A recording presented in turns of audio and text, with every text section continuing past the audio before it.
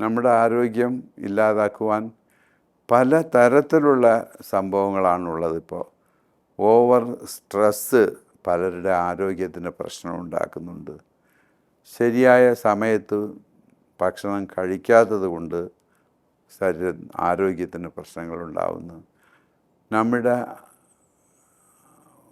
നമ്മൾ കഴിക്കുന്ന ഫുഡ് കൂടിപ്പോയാലും കുറഞ്ഞു പോയാലും ആരോഗ്യത്തിന് പ്രശ്നങ്ങളാണ്.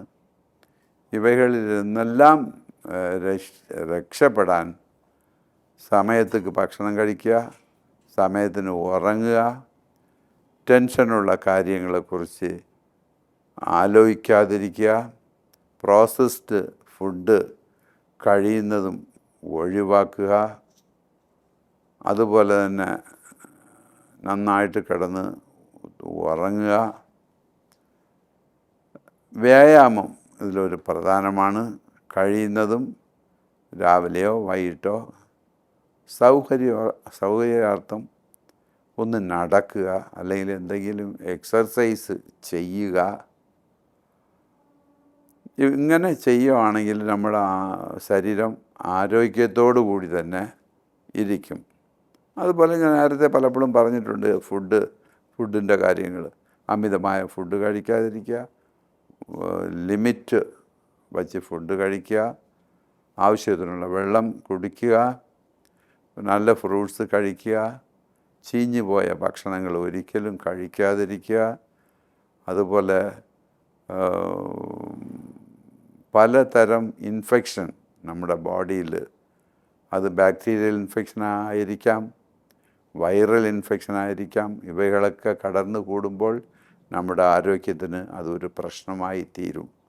അപ്പോൾ അത്തരം അവസ്ഥകൾ വരാതെ നോക്കേണ്ടത് നമ്മളെ കടമയാണ്. അതിനും പ്രധാനമായിട്ട് നമ്മൾ കഴിക്കുന്ന ഫുഡാണ് കാരണം. ഫുഡിൽ കൂടി പലതരം വൈറസുകൾ നമ്മുടെ ശരീരത്തിൽ കടന്നുകൂടുന്നു. പിന്നെ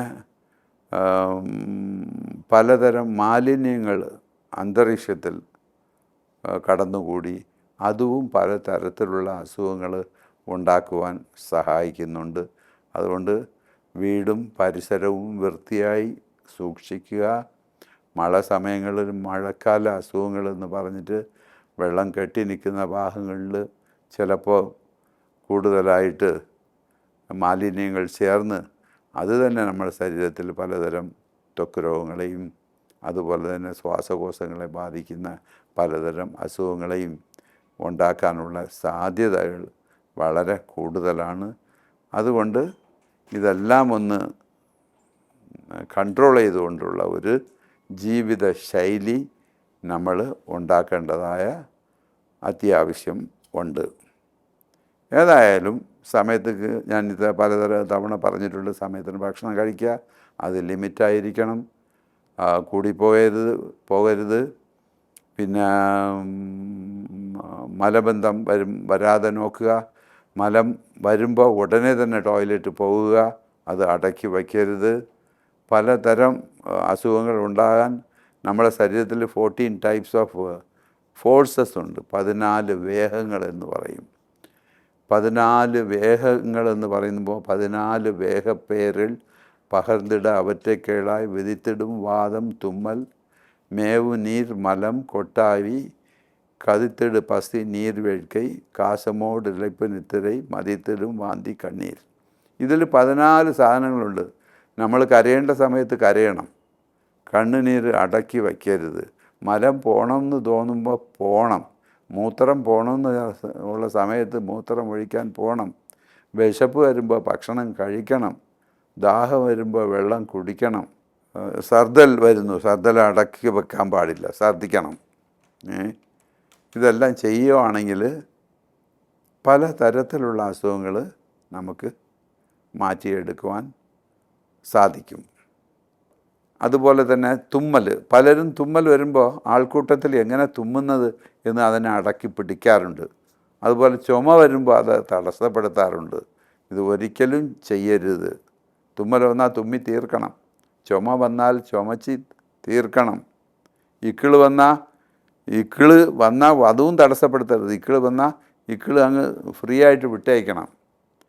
ഈ കൊട്ടാവി വന്ന അതും കോട്ടുവാ, അതും നമ്മൾ ഉടനെ വായ തുറന്നെങ്കിലും വിട്ടയക്കണം. ഏമ്പക്കം വന്ന് ഒരു സ്മെല്ല് വരും ചിലപ്പോൾ ചിലർക്ക്, അത് അടക്കി പിടിച്ചാലും അസുഖം വരും. ഇങ്ങനെ തന്നെ ഇങ്ങനെ 14 ടൈപ്സ് ഓഫ് വായുക്കൾ, ഫോഴ്സസ്, 14 വേഗങ്ങളെന്ന് ഞങ്ങൾ പറയും. ഈ വേഗങ്ങൾ നമ്മുടെ ശരീരത്തിൽ ഓട്ടോമാറ്റിക്കലി ഉണ്ടാകുന്നതാണ്.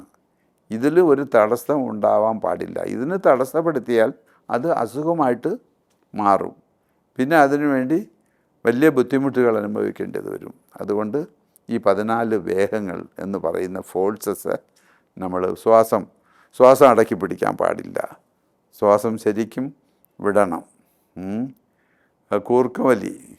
കൂർക്കം വലിക്കുന്നത് തടസ്സപ്പെടുത്താൻ പാടില്ല. കൂർക്കവലി വന്നാൽ അത് വലിച്ചിട്ട് പോട്ട് വിട്ടേക്കണം, ഒന്നും ചെയ്യില്ല. ഇത്രയും പറഞ്ഞുകൊണ്ട് ഞാൻ നിർത്തുന്നു.